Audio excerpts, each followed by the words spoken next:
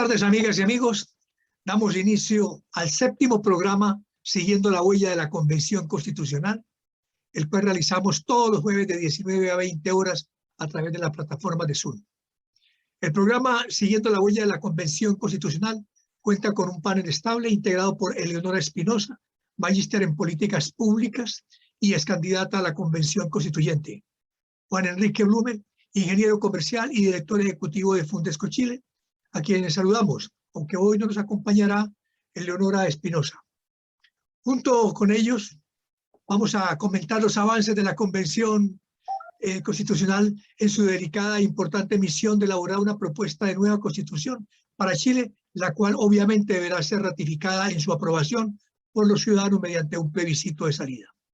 Les recordamos y les agradecemos de antemano seguirnos en las redes sociales e inscribirse en nuestro canal de YouTube, dejándonos sus comentarios y preguntas o enviándolas a través de nuestro correo fundescochile@gmail.com. En el asunto pueden colocar Siguiendo la Huella. Dicho lo anterior y sin más preámbulo, damos comienzo a este 7º conversatorio, para lo cual vamos a iniciar con la pregunta de rigor. ¿Qué destacamos o qué destacaríamos de la 7ª semana, estimado Juan Enrique? Si quiere, inicio yo para ver si coincidimos en sus comentarios y en su opinión. Como usted quiera. Me parece que hubo dos decisiones muy importantes, todas dos relacionadas con la subcomisión de reglamentos. Una tiene que ver con la decisión de rechazar la solicitud de cambiar las aprobaciones de la convención de 2/3, que es lo que se planteó originalmente, y no dejar de ninguna manera otra nueva que pensaban proponer, que era de 4/7. Es decir, se va a mantener la decisión de aprobar los temas constitucionales por un mínimo de 104 constituyentes y no por un número menor, como el que se proponía, que era de 89 constituyentes. Esto considero que efectivamente es muy importante porque favorece la legitimidad de la nueva Constitución y garantiza una mayor estabilidad en el tiempo. Mayorías menores hacen que los cambios en el tiempo se produzcan con mayor rapidez y sin darle tiempo a las normas para probar su efectividad. El otro punto que me pareció muy importante tiene que ver con las sanciones a los constituyentes por negacionismos de violaciones de derechos humanos. Esta decisión me parece muy peligrosa porque considero que una decisión de esta naturaleza requiere mucho diálogo, requiere mucho trabajo, mucha discusión para no provocar un efecto contrario o contraproducente que vaya en perjuicio de la libertad de expresión. Me parece que en medio de tanta polarización que hay en el país y más dentro de la convención, esta prohibición no ayude a la convivencia. No sé cuál es tu opinión, Juan Enrique, en relación con estos puntos, o consideras que hay otros temas destacables dentro de la semana. Mira,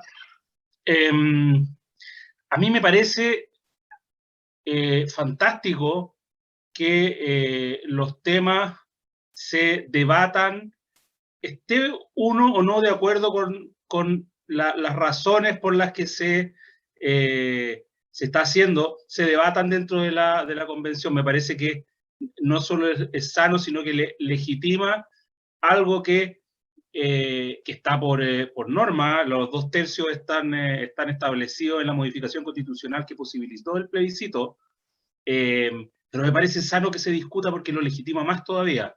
Y me parece bien que se apruebe porque obliga a los constituyentes al diálogo, los obliga a conversar, los obliga a llegar a acuerdos, porque si no va a quedar fuera de la Constitución, y esa cuestión es compleja, y ellos están muy conscientes de que su responsabilidad pasa por llegar a acuerdos en la mayor cantidad posible de temas.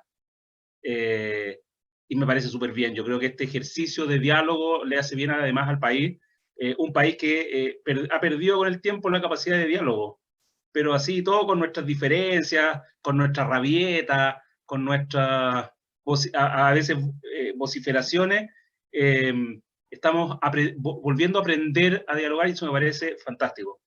El otro tema me parece, también me parece preocupante, porque creo que el negacionismo va más allá de lo que uno dice. Yo creo que el negacionismo está muy asociado con las consecuencias de los dichos. Si yo digo algo escandaloso, pero esa cuestión no tiene ningún efecto en ninguna parte, da lo mismo. Y tiene que ver con el contexto también, y tiene que ver con la intención. Yo creo que lo que están tratando de hacer, que es copia de cómo funciona en Alemania el tema, no considera el espíritu de la norma en Alemania, y tampoco considera las diferencias de contexto entre la Alemania nazi y Chile, que por muy doloroso que sea, me parece que es incomparable. Así que yo creo que ahí es complicada esa norma. Ahora todas estas cosas se van a discutir en el Pleno, así que no está cerrado el tema. Lo otro que me parece complejo fue lo que pasó con el almirante Arancibia. Y me parece complejo porque no solo no estoy de acuerdo con que excluyan a alguien por la razón que sea del debate, me parece que el castigo nunca puede ser la prohibición, nunca puede ser la exclusión. Si no estamos de acuerdo con algo, si como sociedad no estamos de acuerdo con algo, el castigo tiene que ser más un rechazo a las palabras, además no a las personas. Tiene que ser un rechazo a los dichos, un rechazo a las actitudes, pero no un rechazo a las personas. Menos cuando el señor tiene el mismo derecho que cualquiera a estar ahí, porque un grupo de ciudadanos lo nombró para estar ahí.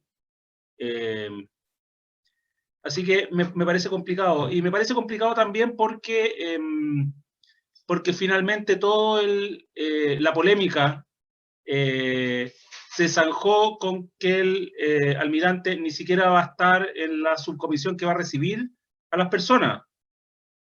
Entonces todo lo que se dijo de que es inaceptable, de que el almirante esté presente cuando las personas den su testimonio respecto a los hechos de violencia del que fueron víctimas y los van a revictimizar, no es tal. Si el señor al parecer nunca iba a estar presente en esa subcomisión. Pero en fin, yo creo que es parte un poco también de la farandulización de la política que hemos visto los últimos años. Afortunadamente, finalmente primó la cordura y el señor va a estar donde tiene que estar, y va a quedar para anécdota todo lo demás. Sí me parece que hay un par de buenas noticias. Bueno, lo de los 2 tercios es una buena noticia, pero la otra buena noticia es la carta que un grupo de convencionales de centro-derecha, entiendo que era Evópolis, Renovación Nacional e Independientes, hicieron llegar, entiendo que a la mesa de la convención, pero era una carta abierta que fue conocida por todos, donde se manifestaban dispuestos a iniciar un proceso de diálogo y de reparación a las primeras naciones. Me parece importante porque era un diálogo del que se habían restado, se han estado restando desde siempre. Un diálogo por el que muchos del sector hemos estado pidiendo hace tiempo. Y ahora me parece que es una buena señal esta disposición a conversar sobre el tema, a reconocer la deuda histórica y avanzar en un proceso de diálogo y de reparación. Sí me parecen atendibles las críticas que vinieron de algunos lados, y en particular del pueblo mapuche. No se le escuchó a los convencionales. No, Adolfo Millabur dijo algo sobre el tema, pero no solo él, hubo harta gente que lo comentó, que ahora esta buena intención tiene que transformarse en hechos concretos, que el reconocimiento y la reparación no es una declaración de intenciones, tiene que ser algo concreto y el diálogo tiene que ser efectivo. Y aquí hay que superar todos los prejuicios y toda la suspicacia que tiene en particular el pueblo mapuche, porque se le ha prometido diálogo varias veces y varias veces finalmente han sido decepcionados. Pero creo que es una buena manera de empezar. A mí me pareció que la carta era honesta. Y tengo la esperanza de que haya sido así. Sí, comparto plenamente esos comentarios, Juan Enrique. Creo que esa efectivamente es una buena noticia, es un buen comienzo, es una muy buena señal. Obviamente uno espera que efectivamente eso se traduzca en hechos concretos, porque igual también uno entiende que hay mucha desconfianza por tantas promesas incumplidas. No solamente de parte de, o se ve aquí en Chile, sino que se ve en toda América Latina y el mundo. La cantidad de promesas que se han hecho a muchos pueblos originarios y que finalmente no han sido cumplidas. Hoy también hay una gran expectativa, la comparación obviamente no es muy atingente, pero esperando también de que en la práctica cumplan las promesas o por lo menos lo que han dicho, están también en Afganistán, que nuevamente, cierto, los talibanes se han tomado el poder o han llegado al poder nuevamente y han prometido que de todas maneras van a mantener una serie, cierto, de por lo menos de prácticas que ya durante 20 años habían venido sobre todo asimilando a las mujeres. ¿Hasta dónde eso va a ser cierto? Está por verse. Está por verse. De todas maneras, siempre hay en el ambiente esa duda de que en qué momento, cierto, me van a fallar o se van a olvidar de lo prometido. Y por eso es muy importante que muchas de estas cosas se materialicen prontamente, para que no queden simplemente como una anécdota más. Hay otro tema que me parece muy importante, Juan Enrique, que tiene que ver justamente con esto de las buenas o malas noticias que son de la semana, pero que en lo personal a mí me parece una mala noticia, aunque debo de confesar que hay personas que la ven como una muy buena noticia. Y es lo que tiene que ver con los plebiscitos intermedios.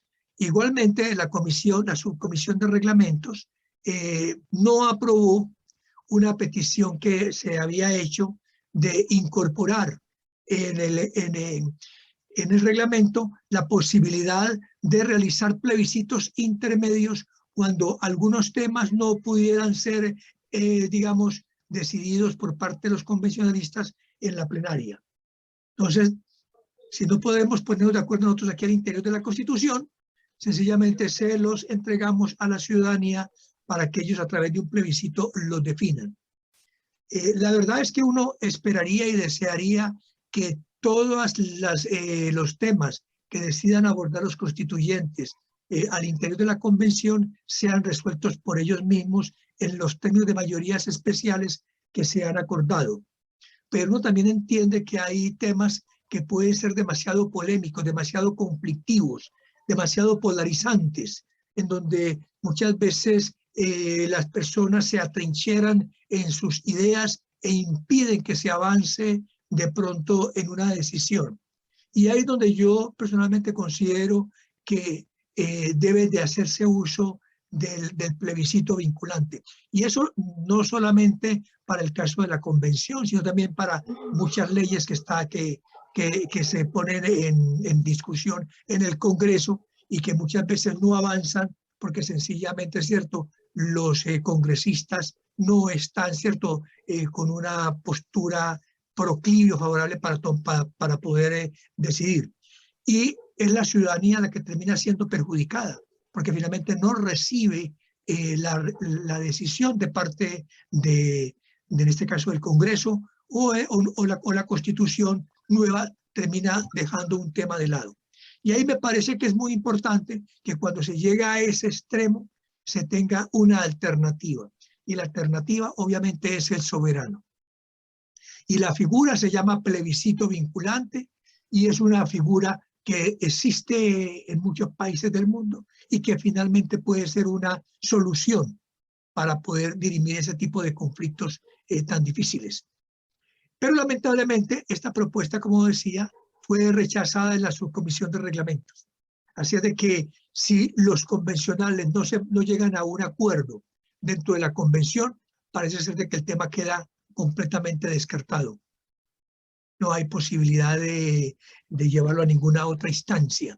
Y en ese sentido, no sé qué pueda pasar en temas tan delicados que hay dentro de una constitución, como el mismo del derecho de propiedad, como algunos de los derechos que también ahí se van a plantear, que pueden ser muy polarizantes y que pueden llegar inclusive a paralizar el desarrollo del debate de la convención. No sé cómo se va a resolver eso.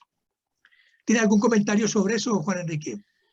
Sí, a mí hay dos cosas que me preocupan respecto a los plebiscitos intermedios, en el caso de la Convención Constitucional. El primero es que la Convención tiene muy poco tiempo para hacer la pega. No sé si nos ponemos a hacer plebiscitos vinculantes por todas las cosas que no lleguen a acuerdo, vamos a alcanzar a terminar en los 12 meses. Porque un plebiscito es un tema complicado de implementar. Un plebiscito no es una consulta, no es la primaria que organizó el Partido de la Gente. Tampoco es la primaria de la exconcertación. Es bastante más complejo de eso, de un proceso electoral, tiene que pasar por toda la... O sea, es una elección en forma. Entonces, requiere harto tiempo de organizar. Y por otro lado, me parece que el hecho de que exista como opción, finalmente, de alguna manera, desliga a los convencionales de la necesidad de debatir y de llegar a acuerdos. No estamos de acuerdo, entonces hagamos un plebiscito. Y podríamos terminar transformando la convención en una democracia directa. Y no sé en qué terminaría una constitución donde que los artículos más importantes tenemos que definirlos los ciudadanos. Quizás qué mamarracho terminaría. Pero sobre todo esto de que se podrían sentir desligados de la obligación democrática que tienen por el mandato que los ciudadanos les dimos de dialogar y de llegar a acuerdos. Puede decir, no, este tema es muy complicado, mejor que lo decían ellos. ¿Para qué los elegimos entonces?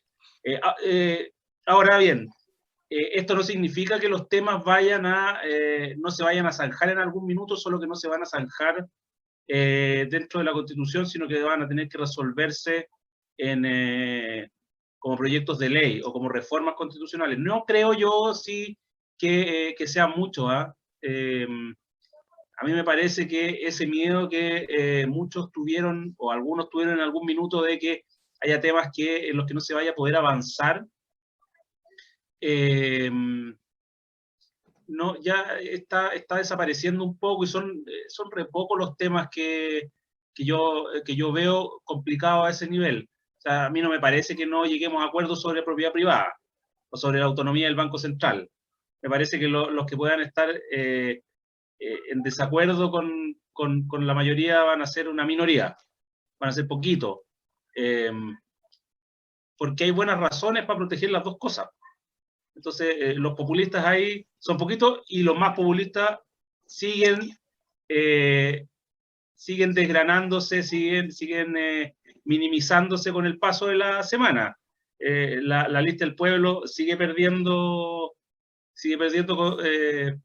militantes convencionales, sí, algunos porque se van, otros porque deciden congelar la militancia. Claro. Lo que me parece razonable, me parece bien, me parece hasta esperanzador que, a pesar de todo, haya gente razonable y moderada en la lista del pueblo. Es un proceso. Eso vuelve a demostrar que no estamos, que como chilenos, como sociedad, no estamos tan locos. Así que está bien. Pero Juan, volviendo al tema de estos plebiscitos intermedios, bueno, la verdad es que hay esto de los plebiscitos no es tan democracia directa como lo planteaste, porque si bien es cierto, eso puede ocurrir, esto se reglamenta. la experiencia internacional, inclusive la que hay en Colombia en este tema, es que la que hay en Uruguay, por ejemplo, es que los temas a plebiscitar no pueden ser totalmente abiertos, sino que son temas que se establecen desde un principio.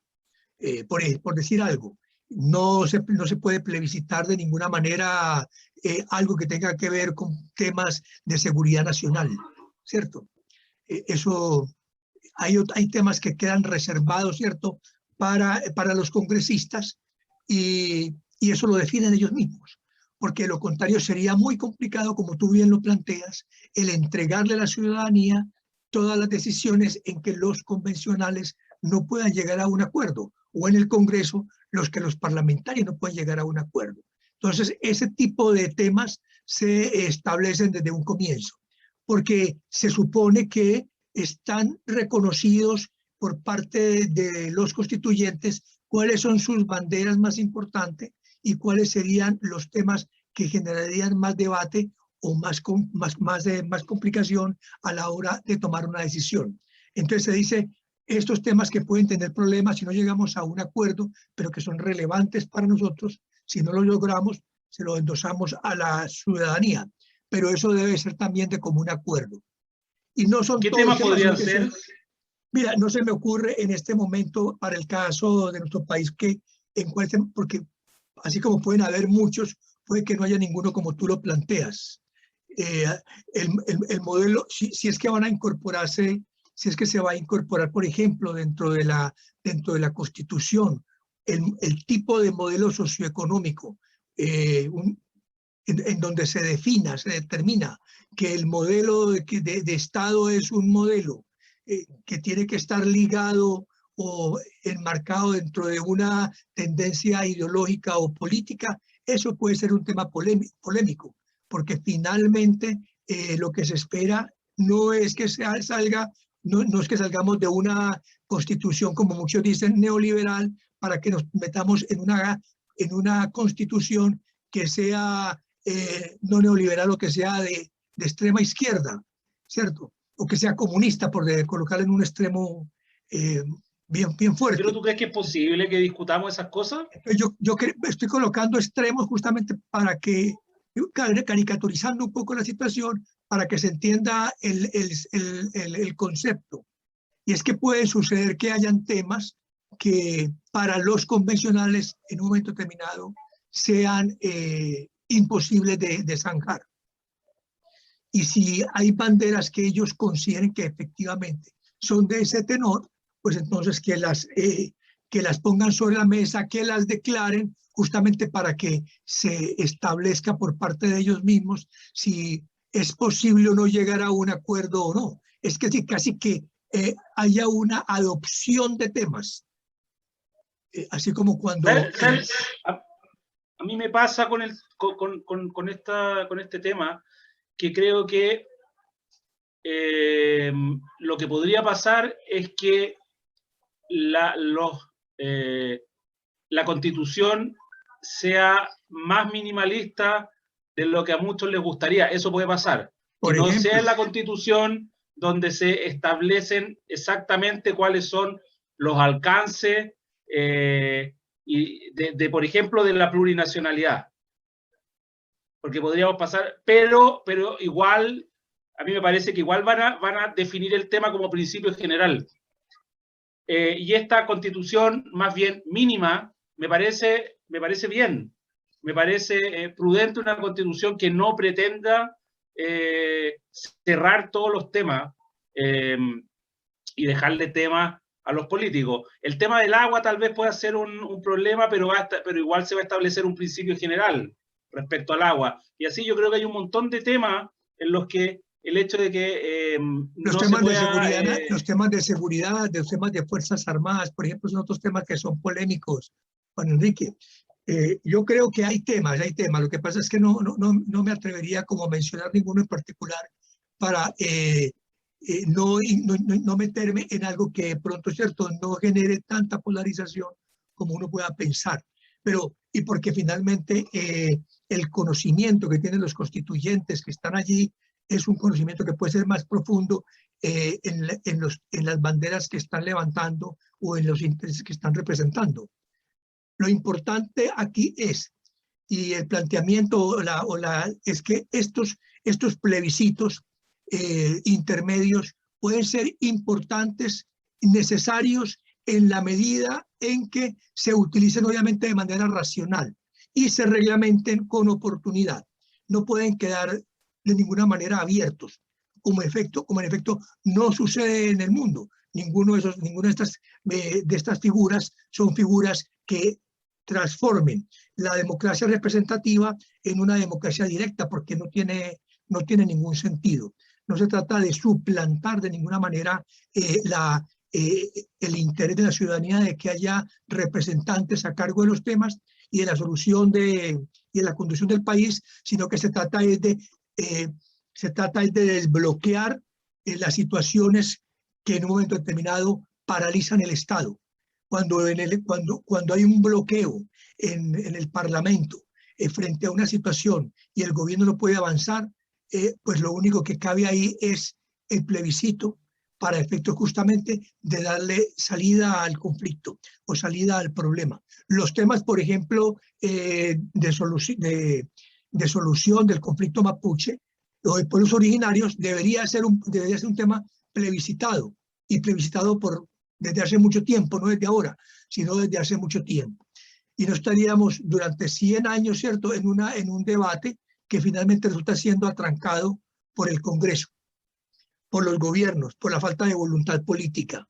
Los temas de hoy por hoy, de pensiones, es un tema que también, en quién debe de ser, cómo debe manejarse esto, también algunos puntos deberían de ser plebiscitados, porque no avanzan justamente es por eso, por la polarización que hay de algunas fuerzas políticas que impiden que se avance, y finalmente es la ciudadanía la que termina, ¿cierto?, padeciendo las consecuencias de ese bloqueo, ¿cierto?, de esa obstrucción. Entonces, para ello existen mecanismos de soberanía popular que permiten sobreponerlos, como es el caso de los plebiscitos. Pero tienen que efectivamente ser reglamentados, tienen que ser muy bien definidos para efectos de que no se conviertan tampoco en una herramienta de uso común que se vuelve inmanejable e infinanciable, porque obviamente también tiene un costo demasiado elevado realizar cada uno de esos plebiscitos. Sí, estoy de acuerdo contigo en la importancia de los plebiscitos. Sí, mi duda es respecto a la pertinencia durante el proceso constituyente de los plebiscitos por cuestiones de tiempo, por cuestiones por el riesgo de que los convencionales terminen traspasando su responsabilidad a la ciudadanía o le devuelvan la responsabilidad a la ciudadanía, y porque finalmente termine favoreciendo el que tengamos una constitución más maximalista de lo que podríamos tener. Lo que va a pasar, por ejemplo, con el tema de los pueblos originarios, es que va a haber una declaración bien general, que yo espero que no sea demasiado general, sino que entre hasta el fondo del principio, me refiero del principio constitucional, pero que no resuelva los detalles, porque no es la instancia para eso. No es la instancia para resolver los detalles. No. Y temo que un plebiscito podría pretender llegar hasta los detalles. Y la verdad es que esos detalles, igual que los temas de pensiones, igual que en un montón de temas, una posible reforma carabinero, son temas que no son materia de la Constitución, son materias de ley. No, de ninguna manera. El silencio respecto a eso tiene que ser resuelto en otra instancia. Claro. Hay una preocupación que planteaban en un momento determinado algunos constituyentes y algunas que he escuchado relacionado con esto de la importancia del plebiscito intermedio o la justificación del plebiscito intermedio, y es que tenía que ver con que como esto tiene la nueva constitución es una propuesta que tiene una instancia definitiva o definitoria que es el plebiscito de salida, y el plebiscito de salida va a ser un plebiscito en el que se aprueba o no se aprueba la propuesta.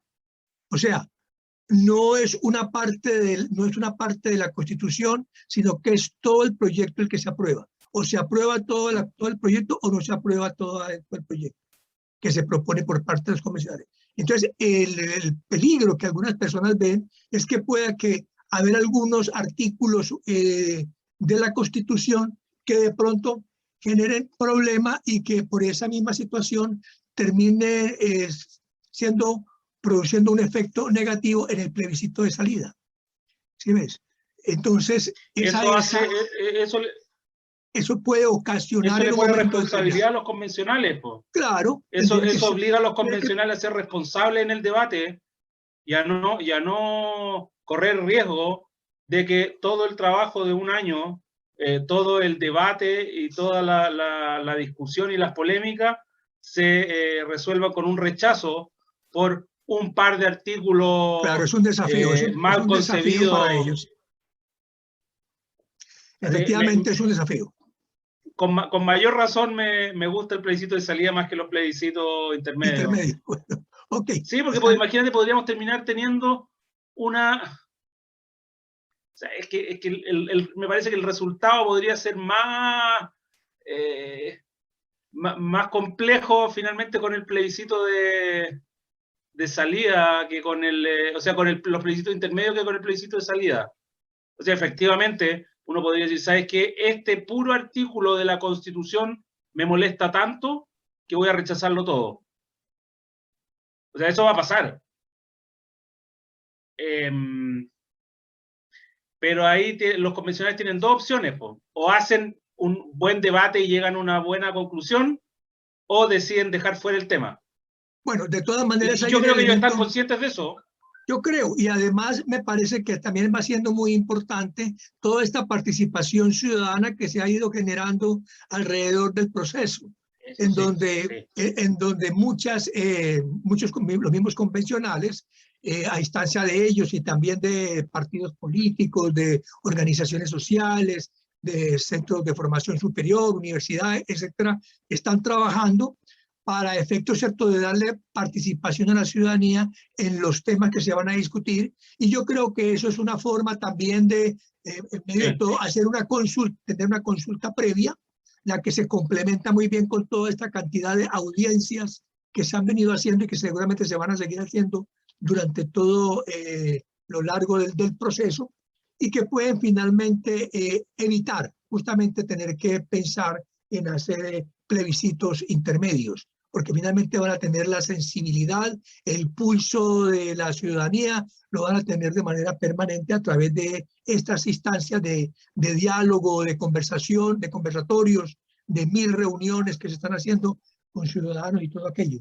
A propósito de eso, hubo una reunión esta misma semana con los rectores de diferentes universidades del Estado. Creo que fueron las del Cruz las que estuvieron presentes en esta reunión, o solamente las del Estado, no recuerdo, pero de todas maneras fue importante porque fueron a renovarle justamente el apoyo a la convención en todo lo que necesite para que puedan avanzar en todo este proceso. Esto tiene que ver un poco también con la asesoría de que hemos venido cuestionando recientemente con esto de las asignaciones, porque en ese tema de apoyo tan amplio, tan grande que tienen los convencionalistas, en lo personal a mí me sigue preocupando un poco que los convencionalistas se hayan enredado en el tema de las asignaciones al aprobarse unas sumas tan altas, pero que finalmente excluyen de la rendición de cuentas la parte que tenga que ver con la utilización de los gastos en el perfil de los asesores que van a tener. Entonces, ahí hay una parte que también deja como un manto de duda, de preocupación en lo que respecta a la forma como se hace uso de estos presupuestos. No sé qué opinión te merece eso, Juan Enrique. No, ahí estoy de acuerdo. A mí me hubiera gustado que hubiera habido una exigencia mínima en la calidad profesional de los asesores, ya que tienen asesores, que los asesores asesoren y no sea una manera ni de pasarse plata a ellos, ni de contratar a familiares o amigos en un cargo que primero es de responsabilidad y segundo requiere ciertas competencias. Claro. O sea, no puede ser que tengan de asesor al cuñado que es experto en, no sé, que tiene un negocio de fotocopiado, con todo respeto y cariño, pero no sé cómo lo puede asesorar. Claro, son las malas prácticas que lamentablemente, ¿cierto?, hemos tenido de muchos cuerpos colegiados, de muchos centros de decisión del Estado a nivel nacional, regional y local, y que uno quisiera que de ninguna manera se trasladaran a la convención, en donde todos los convencionales por principio fueron elegidos buscando o priorizando en primer lugar los independientes, personas que no tuvieran una vinculación tan estrecha con la política como son los que están en el Parlamento, obviamente, y que lo que se ha querido justamente es tener una presencia más cívica, más de la ciudadanía, y le da a uno pena que lamentablemente estén dando muestras de utilizar prácticas que no corresponden o que son propias de otros, de una política que queremos sacar o eliminar. Bueno, la alternativa que tenemos para controlar eso es que la ciudadanía esté pendiente del proceso, esté atenta a esas situaciones y se transparenten cuando se presenten y que no se dejen pasar. Ahora, las redes sociales son salvajes en ese tema. Así es. O sea, en 2 minutos van a descubrir el chanchullo y van a denunciarlo y el convencional va a tener que dar todo tipo de explicaciones. Bueno, y lamentablemente, bueno, como tú mismo lo has manifestado hace un momento, pues la lista del pueblo, por ejemplo, ha sido justamente cuestionada y algunos se han retirado de allí o los han retirado justamente, ¿cierto?, por ese mal manejo que hicieron con recursos en campaña. Entonces, ese tipo de señales no son buenas, pero por fortuna parece ser que se pueden detectar a tiempo. Y ojalá que los convencionales no caigan de ninguna manera en esas prácticas y puedan mantener en alto el buen prestigio de la convención, porque lamentablemente su legitimidad y la validez y la confianza de todo lo que resulta allá depende justamente de esa seriedad, de esa responsabilidad con las cuales ellos, ¿cierto?, comiencen a desarrollar todo este mandato ciudadano. Sí. Oye, pasó otra cosa más en la semana, Sí. se me había olvidado. Fue aprobada en la subcomisión respectiva la rotación de la mesa directiva. La mesa directiva actual va a durar 6 meses. Ya. Al cabo de 6 meses se va a elegir una mesa nueva que va a durar los 3 meses que faltan para cumplir los 9, y si la convención necesita extenderse al año, hay que ratificarlos. Y los que ya fueron parte de la mesa directiva no pueden volver a hacerlo. Muy interesante, es muy buena esa rotación. Me gusta esa rotación, y ojalá también que se roten allí los diferentes minorías, los diferentes grupos que hay ahí de representación, que todos tengan esa oportunidad. Yo recuerdo que en el proceso constituyente que se realizó en Colombia en el año 91 y que dio paso a la constitución que actualmente lo rige, se hizo un proceso muy interesante en lo que respecta a la mesa directiva, y es que los representantes de los partidos de allí de Colombia entraron a ocupar la mesa directiva de la convención, y eso por lo menos garantizó que, siendo una presidencia tripartita en ese entonces, le diera legitimidad y le diera seguridad al proceso, lo cual se vio como algo muy positivo. Así de que la rotación todavía es mucho mejor aquí en el pueblo que se está adelantando en Chile, y me gusta mucho más que se reconozca también que en este proceso están representadas todas las tendencias, todos los grupos sociales, todos los grupos, los pueblos originarios, porque finalmente eso es lo que le da solidez y le da consistencia a este proceso. ¿Qué opina Juan Enrique? Sí, sí, a mí me parece estupendo y que estén las mujeres y que esté todo el Claro, mundo, que sea lo más diverso transversal, posible. Eh, heterogéneo. sí, que hayan hartos independientes, porque también Chile en realidad es independiente. Los militantes de partidos políticos son poquitos en Chile. Sí. Así que no, en ese sentido a mí me parece súper bien. Yo no he escuchado ninguna crítica de nadie respecto a eso, respecto a ese punto. Y me parece bien también que la rotación no sea demasiado corta, porque podría implicar dificultades para la Ciertamente, continuidad del trabajo. Si es cambia la cierto. mano muy seguido, el tema se empieza a poner complejo. Pero me parece razonable, me parece 6 meses además está muy bien. democrático. Así es. Democrático. Y me acuerdo que en la época de la antigua Roma, cuando todavía era república, a Sí, los cónsules los elegían por un año. Y a la vuelta del año volvían a elegir cónsules. claro.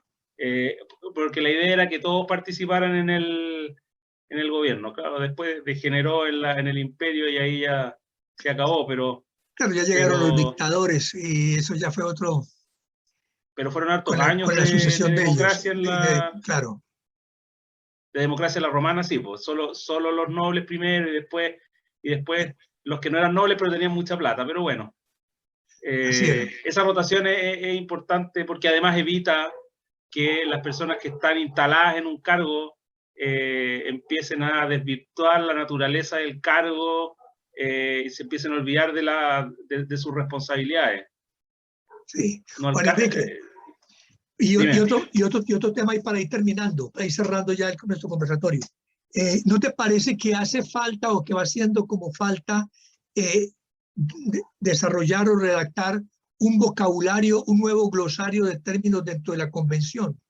No sé si perciben lo mismo, pero a mí me pasa que yo veo que hay una serie de palabras, de términos que están tomando como una connotación diferente a la que uno generalmente ha utilizado.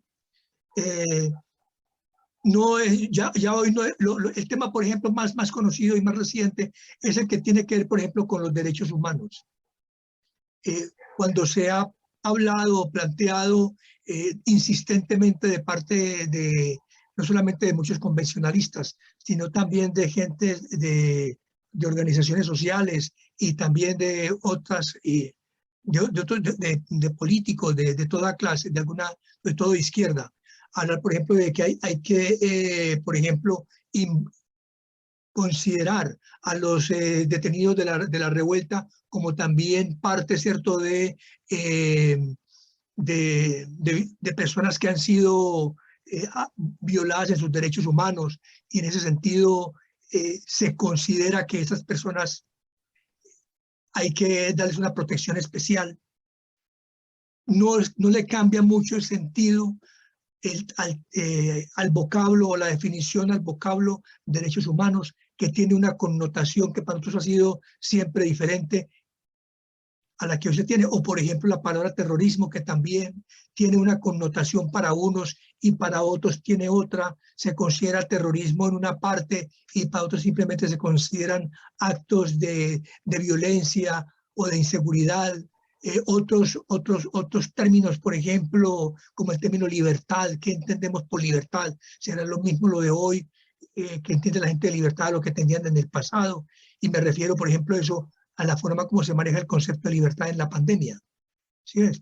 Entonces, ¿no será que es interesante que se hiciera una reflexión sobre toda esta cantidad de términos que hoy por hoy, ¿cierto?, están comenzando a tomar fuerza en nuestro país? El término, por ejemplo, república, el término pueblos, Estado.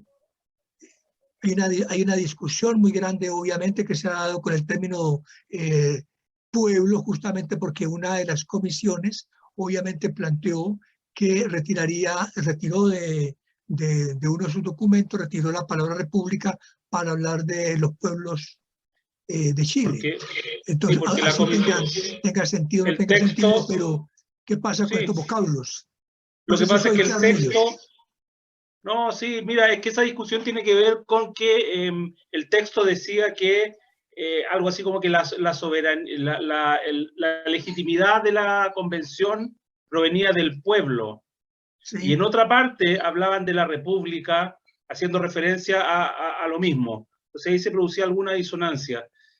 A mí no me complica mucho que discutamos algunos conceptos que están bien arraigados, que vienen de la Constitución del 80, tal vez vienen de antes, eh, que los discutamos, por ejemplo, el tema de la soberanía.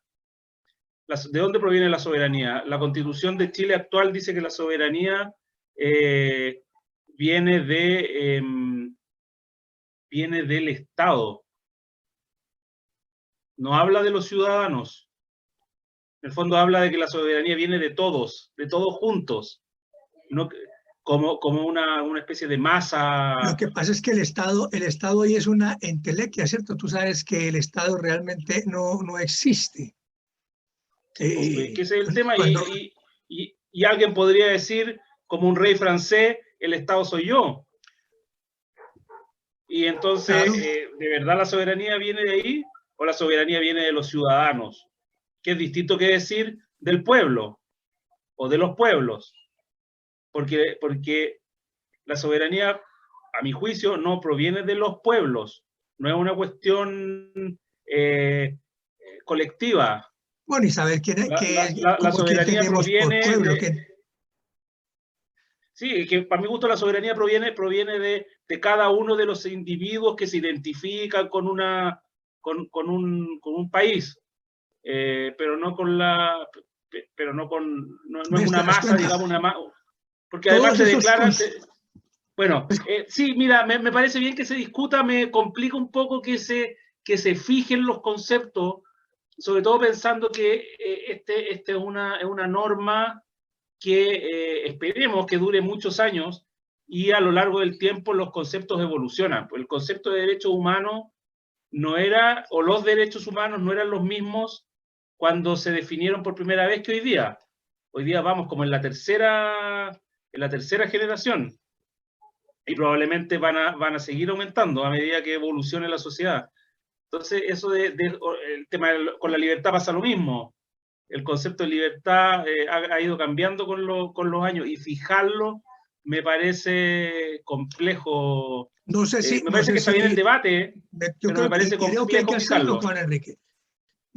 Por lo menos para poder tener un punto de partida, ¿cierto? De lo que se va finalmente, ¿cierto? A tener dentro de la Constitución. Porque a mí en lo personal sí me preocupa la manera como algunas personas interpretan algunos conceptos a los que uno está acostumbrado a interpretar de manera diferente. El más común, el más conocido, por ejemplo, el tema del terrorismo, que se considera que para algunos que el terrorismo solamente es el que emana del Estado. Es el Estado el que puede ser sujeto, ¿cierto?, o acusado de terrorismo, pero de ninguna manera la ciudadanía. O un atentado de un civil, ¿cierto? No A lo mí, a considera mí, así, por lo menos en Chile. a mí lo que me Es complica de la imposible. definición de Estado, de terrorismo que usan algunos, es que la despojan de su dimensión política.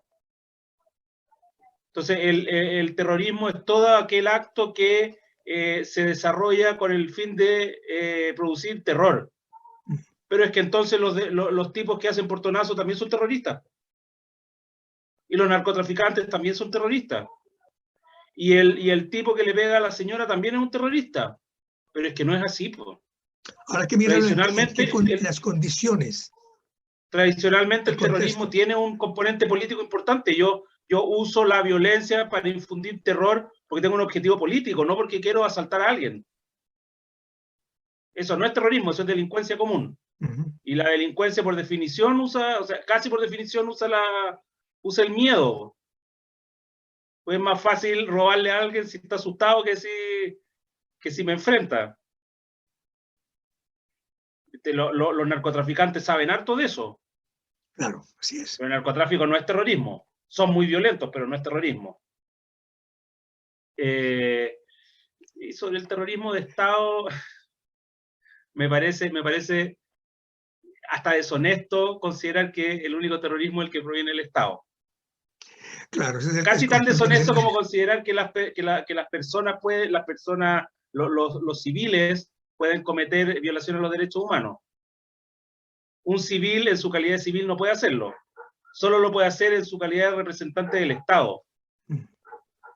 Pero tú no puedes cometer una violación a los derechos humanos. Tú puedes ser un asesino, puedes ser un tipo violento que le causó daño a otras personas, pero no estás vulnerando sus derechos humanos.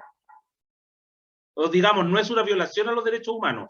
Claro, el contexto en que se mira eso es justamente en los contextos de, por ejemplo, de protestas, de marchas, de manifestaciones. ¿Qué pasa, cierto, con los grupos que se van contra las fuerzas de orden y de seguridad?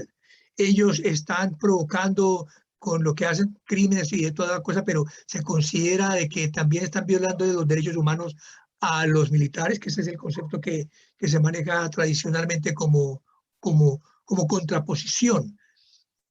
Sí, sí. Y lo mismo en el caso del terrorismo cuando se enfrentan justamente, ¿cierto?, en cuestiones de confrontaciones políticas, se enfrentan con fuerzas de orden y de seguridad. Lo que pasa en la macrozona sur, por ejemplo. ¿Sí ves? A mí me Entonces, parece deshonesto considerar que... ¿hay terrorismo allí o no provocado justamente por grupos armados que en uso, creyendo que están haciendo uso de un derecho a recuperar sus territorios, entonces causan cierto, provocan terror en la población? Son grupos terroristas, ¿no? En fin, eso es lo que considero yo que es importante en el contexto en que estamos viviendo en el país, que se reflexione sobre todo ese lenguaje, que se reflexione sobre No, sobre todos esos términos, que finalmente, bueno, entre otras cosas, una convencional, no recuerdo bien la situación en que ella lo planteó, el contexto, pero plantearon de que de todas maneras había que darle prácticamente como validez a la delincuencia y a la gente que roba cuando se está en un momento, por ejemplo, de marcha, de manifestación o de protesta. O sea, la protesta con violencia, la manifestación con violencia, ¿es legítima? ¿Sí ves? Entonces, habrá que repensar esos conceptos. a mí me parece muy sano que discutamos el alcance de todas esas definiciones, sin ponernos demasiado creativos tampoco, porque dentro de la creatividad cabe todo. Así es. Pues podríamos decir que los narcotraficantes son terroristas también. Pues. Lo que pasa es que el trato o el control del terrorismo es distinto que el que hace al narcotráfico. Claro, No, yo que no, no, más no allá de eso, actúas igual. es como reflexionar más bien Pero, pero sobre también me esa parece forma sano, de conceptos.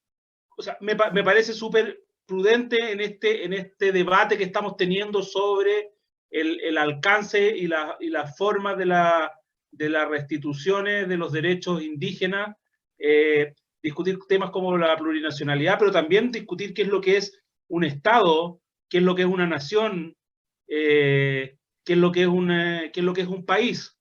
Porque hay gente que se escandaliza porque se habla de Estado plurinacional, porque Chile es una sola nación. Pero confunden Estado. Y su justificación es que no podemos tener el Estado partido, el país partido en dos. O no se puede tener una república plurinacional, sino que tiene que ser un Estado plurinacional. Entonces también ahí hay que tener en cuenta ese detalle, ¿cierto? Porque O se sea, habla... la república no tiene nada que ver con la plurinacionalidad, pues es una forma de gobierno. Ahora, el Estado perfectamente puede ser plurinacional porque lo que pasa es que nosotros hemos entendido siempre que los chilenos somos todo lo mismo. Siempre se ha negado la diversidad cultural en Chile. Y la discusión es si eso es así o no es así. Y qué es lo que significa. Personalmente creo que una nación es un grupo de personas que comparten un idioma común, una historia común, un origen común, un destino común, que tienen, que tienen una cultura que le es propia. Y mi definición es muy clásica, yo no estoy diciendo ninguna cosa novedosa. Claro. Y en ese sentido, en Chile hay más de una nación, porque la cultura mapuche no es igual a la cultura dominante en Chile. No es igual. Entendiendo la nación como conjunto de habitantes, indudablemente. Juan, cuéntame una cosa, ¿y qué esperamos para la semana siguiente? Además de que sigan avanzando en todos estos reglamentos, porque entre otras cosas parece ser de que la Constitución se comienza a escribir en octubre, según ha declarado nuestro vicepresidente de la convención. Escucha que la pateó para adelante, se supone que en septiembre a principios de septiembre termina el reglamento. Claro, eso ¿Qué van a hacer entre septiembre y octubre? No sé qué van a hacer, pero ya quedó, él ha planteado de que van a necesitar mucho más tiempo para los reglamentos, y en ese sentido, por allá en octubre se comenzará, y me imagino que a finales de octubre, no a principios de octubre, van a comenzar a escribir la nueva en la Constitución. Bueno. Así que tendremos las primeras frases o palabras o temas a debatir en el mes de octubre. De todas maneras, agosto ya está por la mitad. Lo que no podemos negar es que el proceso está muy entretenido. Sí, cada día hay tema de conversación no nos ha faltado. No falta, sí. Yo espero algunas buenas noticias y algunas rabias también, pues. Sí. Como la tontera de lo de la República. Claro. Bueno, eso no entender lo que significa una república. Ahora, perfectamente un convencional podría no entenderlo. Yo lo que creo pero amerita que lo rete todo el mundo. De todas maneras, porque confunde Estado con república, con nación, y ese es un despelote. Pero en gracia y no entendemos la diferencia. Pero Juan Enrique, de todas maneras, en gracia de discusión, date cuenta de que de todas maneras estamos hablando de una propuesta de un reglamento. No estamos hablando, ¿cierto?, de una definición ya constitucional. Entonces, esa es la sensibilidad que hay. La sensibilidad que hay es que en propuestas de reglamentos, en documentos que son de reglamento, se introducen temas, se introducen palabras, se introducen términos que son propios ya de la Constitución, que todavía ni siquiera está en discusión o que todavía no se ha comenzado a debatir. Entonces, es como tratar de ganarse de manera anticipada algunos conceptos, y eso es lo que preocupa, por lo menos es lo que yo he percibido, preocupa a mucha gente. El uso del lenguaje con notación casi no ya de que ya hemos definido cuál es la Constitución sin ni siquiera haber escrito el preámbulo. Esa es la preocupación. Yo entiendo, pero yo esa crítica de tener el debate por adelantado yo no la había escuchado. Me parece razonable la crítica. Lo que me parece un poquito que está sobreestimada o que le dimos demasiado bombo a la polémica, porque en realidad era una cuestión, aparte del hecho de que estamos adelantando el debate, que en realidad no hay ningún debate, porque la alternativa es que sea una monarquía o una dictadura. No hay más sistemas políticos. Así es. O era una república, o era una monarquía, o era una dictadura, si no hay más. No se ha inventado otro. Y no estamos en situación de andar inventando cosas a ese nivel tampoco. Entonces, me parece que le pusimos un poco de color al tema. No, tú no, sino que en general en el debate esto de que van a eliminar la república, sí, no se habló de eso.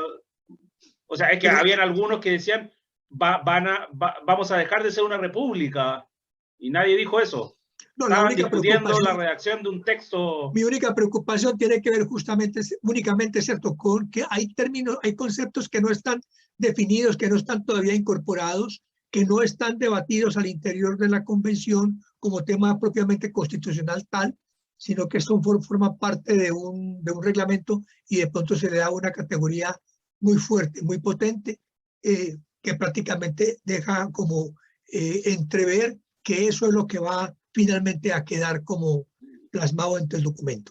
Y eso Pero te recuerdo que había convencionales que querían dejar la aprobación al 50+1, pero en este tema que estamos hablando de estas definiciones y en otros más, convencionales como Baza, Daza y otros constitucionalistas que hay, porque hay varios constitucionalistas, el mismo Atria, van a hacer que pongamos los pies, van a Así hacer es. que pongamos los pies en el suelo. No tiene Bueno, y sentido fueron los que aprobaron discutir los el tres sistema de cuartos. gobierno.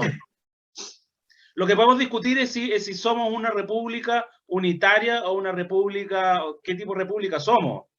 Pero discutir si somos una república, ¿qué vamos a hacer? ¿Qué? No, si somos una república plurinacional, perfectamente ya dejamos de ser unitarios. Pero somos una república y no hay ningún problema. Pero es que, sí, pero es que la plurinacionalidad está más asociada al Estado que a la república. La república es una forma de gobierno. Habrá que mirarlo ahí. Bueno, cada una de las naciones también tendrá que hacer una forma de gobierno, ¿no? Cada uno de los pueblos originarios, ¿no? O los pueblos declarados naciones deberán que hacer no sé si una forma de gobierno o un sistema político, pero no es lo mismo. O tendrán que tener ciertas autonomías para poder gobernarse en ellos. O sea, ciertamente una de las primeras cosas que vamos a ver es que van a resurgir con fuerza, o deberían resurgir con fuerza, las autoridades ancestrales. Y aquí no estoy hablando de las machis, estoy hablando de los loncos, por ejemplo. Sí, porque la machi es una médica o es una, entiendo que no, la machi tiene una función más espiritual. Más espiritual, tiene más que ver con la espiritualidad, más que con la política. Ya, sí, a veces participan en política, pero esa cuestión es una distorsión que se ha generado con el tiempo. En general, los y las machis no tienen que ver con política, ellos tienen que ver con el tema espiritual. Ahora, es verdad que en la cultura mapuche está esta diferencia tajante entre lo humano y lo divino, por decirlo así, o entre lo espiritual y lo terrenal, o entre, en general, este encasillamiento que hacemos, de estas definiciones que hacemos para todo en el mundo occidental, estas separaciones tan tajantes no existen. O sea, en general, por ejemplo, la educación es mucho más integral en el sentido de que todos los conocimientos están integrados. Tú no puedes estudiar matemáticas si no estudiaste lenguaje en la cultura mapuche. Es todo parte de lo mismo y en el proceso de aprendizaje está todo integrado. No existe la separación tan clara entre hombres y mujeres. Esa cuestión es más bien una consecuencia de la aculturación forzada, el machismo. De hecho, incluso la homofobia es un poco de aculturación forzada también, porque en el mundo mapuche los homosexuales eran vistos como seres especiales, eran vistos como gente más conectada con lo espiritual. Por eso muchos machis y muchas machis son homosexuales, o eran homosexuales, ahora no sé, pero porque estaban más conectados con el mundo espiritual, eran más sensibles. Mira, interesante todos estos temas. Bueno, Enrique, yo creo que vamos a tener que hacer un tema único y exclusivamente para hablar más acerca de estas culturas, de estos pueblos originarios, tantas cosas que uno no sabe y que va a aprender. A propósito, te cuento simplemente para terminar que estoy leyendo un libro que lo tengo por aquí. La historia del despojo, de Martín Correa Cabrera. Ay, tengo un montón de ganas de leerlo. Bueno, lo compré la semana pasada, lo comencé a leer, ya me encarreté, me entusiasmé con él. A mí me muy interesante, sí. Muy bueno. Es un historiador de la Universidad Católica que ha hecho cualquier cantidad de trabajos en ese sentido y tiene cualquier cantidad de documentos muy bien documentados, muy interesante. Así que estoy muy entusiasmado leyendo ese libro y bueno, después me tocará aprender algo más ahí de la cultura mapuche, ¿no? Sí, a mí me parece muy interesante el libro porque aporta con... o sea, es mucho más específico que los libros de historia sobre el tema hablan. O sea, aquí cuenta casos concretos, con fechas concretas, dice, esto pasó en este lugar. Él sí, tiene... Está muy documentado, y no solo está muy documentado, sino que es muy específico. Entonces, más que la novedad el despojo, porque todos sabemos del tema, es que el despojo le pone nombre, apellido, fecha y lugar. Sí, exactamente. Entonces, esa cuestión lo hace muy interesante y muy doloroso también. Porque es distinto decir, nos quitaron la tierra, que decir, mira, en este lugar, el general no sé cuánto hizo no sé qué. Esa cuestión es bien distinta. Yo tengo hartas Así ganas es. de leérmelo.